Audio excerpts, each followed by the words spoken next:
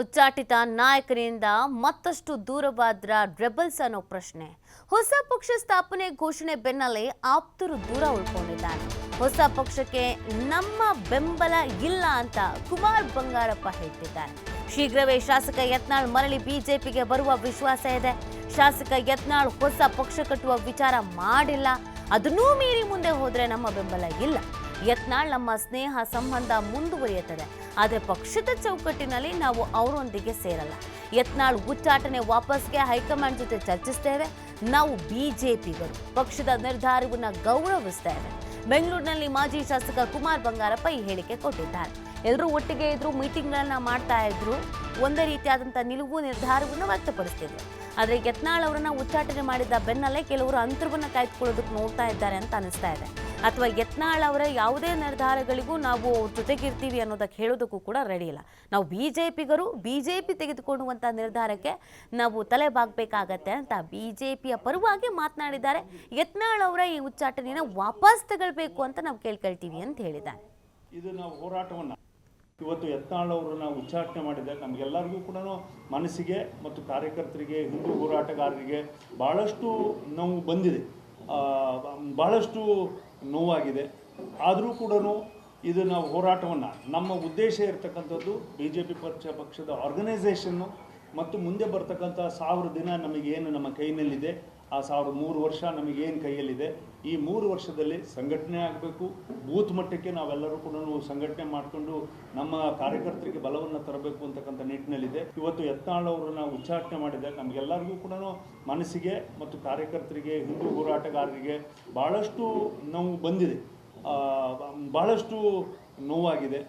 ಆದರೂ ಕೂಡ ಇದು ನಾವು ಹೋರಾಟವನ್ನು, ನಮ್ಮ ಉದ್ದೇಶ ಇರತಕ್ಕಂಥದ್ದು BJP ಪಕ್ಷದ ಆರ್ಗನೈಸೇಷನ್ನು ಮತ್ತು ಮುಂದೆ ಬರ್ತಕ್ಕಂಥ 1000 ದಿನ ನಮಗೇನು ನಮ್ಮ ಕೈನಲ್ಲಿದೆ, ಆ 1003 ವರ್ಷ ನಮಗೇನು ಕೈಯಲ್ಲಿದೆ, ಈ 3 ವರ್ಷದಲ್ಲಿ ಸಂಘಟನೆ ಆಗಬೇಕು.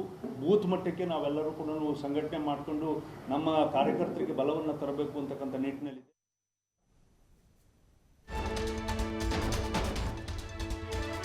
ಸರ್ಕಾರದ ವಿರುದ್ಧ ಪ್ರತಿಭಟಿಸಿದ ಬಿಜೆಪಿಗೆ ಸ್ವಪಕ್ಷೀಯರಿಂದಲೇ ಕೌಂಟರ್ ಕೊಡಲಾಗಿದೆ. ಬಿಜೆಪಿ ನಾಯಕರ ಬಗ್ಗೆ ಕುಮಾರ್ ಬಂಗಾರಪ್ಪ ವ್ಯಂಗ್ಯ ಆಡಿದ್ದಾರೆ. ಸದನದೊಳಗೆ ಹೋರಾಟ ಮಾಡೋಕೆ ನಿಮ್ಮಲ್ಲಿ ಒಗ್ಗಟ್ಟಿಲ್ಲ ಅಂದ ಮೇಲೆ ಪಕ್ಷದ ನಿಲುವು ನಿರ್ಧಾರ ಯಾರು ಹೋಗ್ತಾರೆ? ಈವರೆಗೆ ಇವರ ಹೋರಾಟ ಎಲ್ಲಿ ತಾರ್ಕಿಕ ಅಂತ್ಯ ತಲುಪಿದೆ?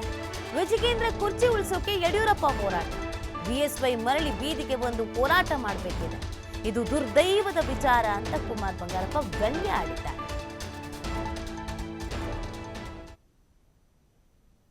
ನಾವ್ಯಾರು ಈ ತಂಡಕ್ಕೆ, ವಕ್ಫ್ ಹೋರಾಟಕ್ಕೆ ಇವತ್ತೆಲ್ಲ ಜಯಗಳಿಸಿದ ಹಾಗೆ ಅವರು ಕೂಡ ಸಂಘಟನಾತ್ಮಕವಾಗಿ ನೋಡಿ, ಆರ್ಗನೈಸೇಷನ್ ಕೊಡಲಿಲ್ಲ ಅಂದರೂ ಕೂಡ ಜನತೆ ಇವತ್ತು ಕೊಟ್ಟುಬಿಟ್ಟು ಇವತ್ತು ಸಕ್ಸಸ್ಫುಲ್ ಆಗಿ ನಮಗೆ ಆಶೀರ್ವಾದ ಮಾಡಿಬಿಟ್ಟು ವಕ್ಫ್ಗೆ ಕರ್ನಾಟಕದ ಸಪೋರ್ಟ್ ಇದೆ ಅಂತ ಹೇಳ್ಬಿಟ್ಟು ಇವತ್ತು ಅದನ್ನು ಮಾರ್ಗದರ್ಶನ ಮಾಡಿ ಯಶಸ್ವಿಗೊಳಿಸ್ಬಿಟ್ಟಿದ್ದಾರೆ. ಅದೇ ರೀತಿಯಲ್ಲಿ ಮೂಡಾದೇನಾಯಿತು, ವಾಲ್ಮೀಕಿದೇನಾಯಿತು, 4% ಏನಾಯಿತು, ಫ್ಲೋರ್ ಆಫ್ ದ ಹೌಸಲ್ಲಿ CD ಪ್ರಕರಣದಲ್ಲಿ ಹನಿ ಟ್ರ್ಯಾಪ್ದೇನಾಯಿತು, ಅಥವಾ ಯಾವುದಾದ್ರೂ ಒಂದು ತಾರ್ಕಿಕ ಹಂತಕ್ಕೆ ತಗೊಂಡು ಹೋಗಿರ್ತಕ್ಕಂಥ ಕೆಲಸಗಳು ಆಗಿದೆಯಾ? ಒಂದೇ ಒಂದು ಇದರಲ್ಲಿ ಖುಷಿ ಏನು ಅಂದರೆ, ಯಾವ ಉದ್ದೇಶಕ್ಕೋಸ್ಕರ ಸನ್ಮಾನ್ಯ ಹಿರಿಯರಾಗಿರ್ತಕ್ಕಂಥ ಯಡಿಯೂರಪ್ಪನವರು ಪಕ್ಷವನ್ನು ಕಟ್ಟಿದ್ದಾರೆ, ಪಕ್ಷವನ್ನು ಬೆಳೆಸಿದ್ದಾರೆ, ಅದೆಲ್ಲದನ್ನೂ ಮಾಡಿ ಅವತ್ತಿನ ದಿನ ನಿಂತಿದ್ರು. ಇವತ್ತು ಅವ್ರ ಮಗನ ಉಳಿಸೋದಕ್ಕೆ ಇವತ್ತು ಸ್ಟ್ರೈಕಿಗೆ ಬಂದು ಕೂರ್ತಕ್ಕಂಥ ಪರಿಸ್ಥಿತಿಗಳು ಮಾಡಿಕೊಟ್ರು. ಅದನ್ನು ಮಾಡಿದವರು ಯಾರು? ಸನ್ಮಾನ್ಯ ವಿಜೇಂದ್ರ ಅವರು. ಇದನ್ನು ಒಳಗಡೆ ಇಲ್ಲೇ ಸರಿ ಮಾಡ್ಕೊಳಕ್ಕಾಗಿಲ್ಲ. ಇಲ್ಲೇ ಸರಿ ಮಾಡ್ಕೊಳಕ್ಕಾಗದೇ ಇರ್ತಕ್ಕಂಥದ್ದನ್ನ ತಗೊಂಡೋಗ್ಬಿಟ್ಟು ಫ್ರೀಡಮ್ ಪಾರ್ಕ್ನಲ್ಲಿ ಕೂತ್ಕೊಂಡು ನಾವು ಸ್ಟ್ರೈಕ್ ಮಾಡಿಸ್ತೀವಿ ಅಂತ ಹೇಳ್ಬಿಟ್ಟು ಆರ್ಗನೈಸೇಷನಲ್ಲಿ ಮಾಡೋ ಹೋಗಿರ್ತಕ್ಕಂಥ ಇದು ಮತ್ತೊಂದು ಲೆವೆಲಿನ ಗುಂಪಾರಿಕೆನೇ ಆಗಿದೆ ಹೊರತು, ಒಡಕಾಗಿದೆ ಹೊರತು ಅದು ಉತ್ತಮವಾಗಿರ್ತಕ್ಕಂಥ ಹೋರಾಟಕ್ಕೆ ನಾಂದಿ ಹಾಡ್ತಾ ಇಲ್ಲ ಅನ್ನೋದಕ್ಕೆ ನಾವು ವರಿಷ್ಠರನ್ನು ವಿನಂತಿ ಮಾಡ್ಕೊಂಡಿದ್ದೀವಿ. ಅವ್ರು ಯಾರು ಈ ಬಗ್ಗೆ ಮತ್ತಷ್ಟು ಮಾಹಿತಿಯನ್ನು ನೀಡ್ತಾರೆ ನಮ್ಮ ಪ್ರತಿನಿಧಿ ರಾಕೇಶ್ ಲೈವ್ನಲ್ಲಿ ಜಾಯ್ನ್ ಆಗ್ತಾ ಇದ್ದಾರೆ. ರಾಕೇಶ್, ಒಂದ್ ಕಡೆಯಲ್ಲಿ ಯತ್ನಾಳ್ ಅವರ ಉಚ್ಚಾಟನೆ ಬಿಜೆಪಿಗೆ ಹೊಡೆತ ಬೀಳುತ್ತೆ, ಡ್ಯಾಮೇಜ್ ಆಗತ್ತೆ ಅಂತ ಕೆಲವರು ಪ್ರತಿಭಟಿಸ್ತಾ ಇದ್ದಾರೆ. ಇನ್ನೊಂದು ಕಡೆಯಲ್ಲಿ ಯತ್ನಾಳ್ ಅವರ ಜೊತೆಗೆ ಇಲ್ಲಿವರೆಗೂ ಇದ್ದವರು ಈಗ ಅವ್ರನ್ನ ವಾಪಸ್ ಕರ್ಕೋಬೇಕು ಅಂತಿದ್ದಾರೆ ಹೊರತು ಮುಂದೆ ಇನ್ನೊಂದು ಪಕ್ಷ ಇನ್ನೊಂದಕ್ಕೆ ನಾವು ಹೋಗಲ್ಲ ಅಂತಾನೂ ಕೂಡ ಹೇಳ್ತಾ ಇದ್ದಾರೆ.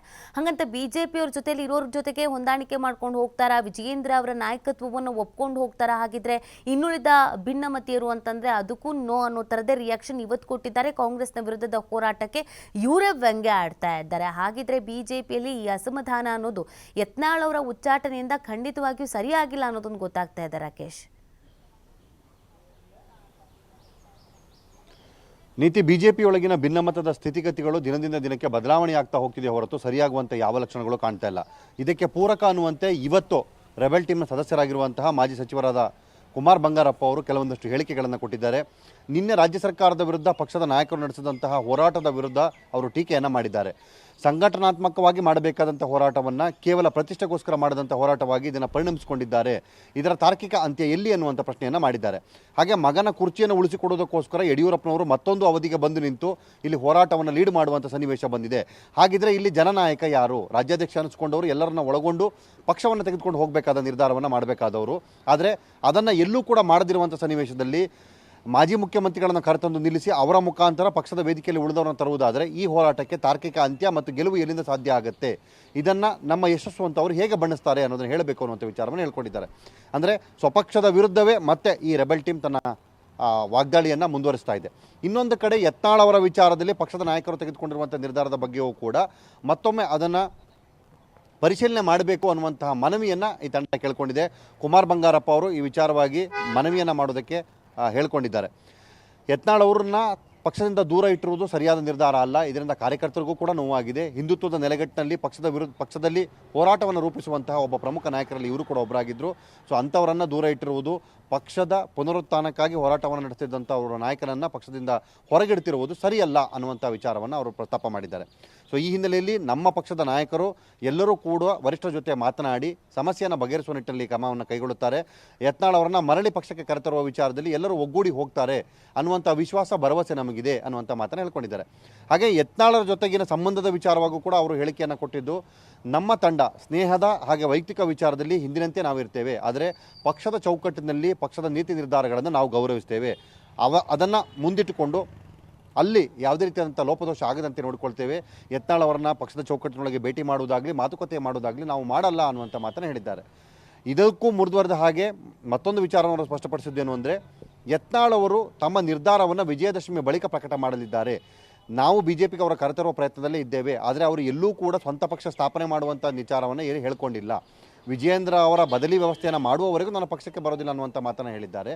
ಆದರೆ ಒಂದು ವೇಳೆ ಈ ವ್ಯವಸ್ಥೆ ಆಗದಿದ್ದಲ್ಲಿ ಅವರು ಮುಂದಿನ ನಿರ್ಧಾರವನ್ನು ತೆಗೆದುಕೊಳ್ತಾರೆ ಅನ್ನೋದಾದರೆ ಅದು ಅವರ ವೈಯಕ್ತಿಕ ವಿಚಾರ. ಅಂದರೆ ಹೊಸ ಪಕ್ಷ ಸ್ಥಾಪನೆ ಮಾಡಿ ಪಕ್ಷದ ವಿರುದ್ಧ ಹೋಗೋದು ಅಥವಾ ಹೊಸತನದೊಂದಿಗೆ ಮತ್ತೊಂದು ಹೋರಾಟವನ್ನು ರೂಪಿಸೋದು ಅದು ಅವರಿಗೆ ಬಿಟ್ಟ ಜವಾಬ್ದಾರಿ. ಈ ವಿಚಾರದಲ್ಲಿ ಯಾವುದೇ ರೀತಿಯಾದಂತಹ ನಿರ್ಧಾರವನ್ನು ನಾವು ತೆಗೆದುಕೊಳ್ಳೋದಿಲ್ಲ. ನಾವು ಈಗಲೂ ಬಿಜೆಪಿಗರೇ, ಮುಂದೆಯೂ ಬಿಜೆಪಿಗರೇ ಅನ್ನುವಂಥ ಮಾತನ್ನು ಅವರು ಹೇಳ್ಕೊಂಡಿದ್ದಾರೆ. ಸೊ ಆ ನಿಟ್ಟಿನಲ್ಲಿ ಯಾವುದೇ ರೀತಿಯಾದಂತಹ ಗೊಂದಲ ಆಗದ ರೀತಿಯಲ್ಲಿ ನೋಡಿಕೊಳ್ಳೋ ಜವಾಬ್ದಾರಿ ನಮ್ಮದು.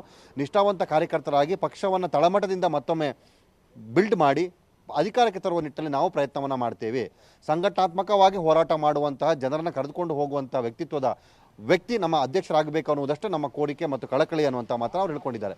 ಸೊ ಹೀಗಾಗಿ ಒಟ್ಟಾರೆ ವಿಚಾರದ ಬಗ್ಗೆ ಎಲ್ಲೂ ಕೂಡ ಲೋಪದೋಷ ಆಗದ ರೀತಿಯಲ್ಲಿ ನಡೆದುಕೊಳ್ಳುವಂಥ ಪ್ರಯತ್ನವನ್ನು ನಾವು ಮಾಡ್ತೇವೆ. ಇದಕ್ಕೆ ಪಕ್ಷದ ನಾಯಕರ ಸಹಕಾರ ಬೇಕು.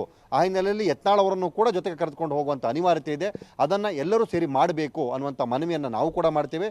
ಪಕ್ಷದ ನಾಯಕರೆಲ್ಲರೂ ಕೂಡ ಸೇರಿಕೊಂಡು ನೀವು ಕೂಡ ಮಾಡಿ ಅನ್ನುವಂತಹ ಒತ್ತಾಸೆಯ ವಿಚಾರವನ್ನು ಅವರು ಪ್ರಸ್ತಾಪ ಮಾಡಿಕೊಂಡಿದ್ದಾರೆ. ನೀತಿ. ಓಕೆ, ಥ್ಯಾಂಕ್ ಯು ರಾಕೇಶ್ ತಮ್ಮೆಲ್ಲ ಡೀಟೇಲ್ಸ್ಗಾಗಿ.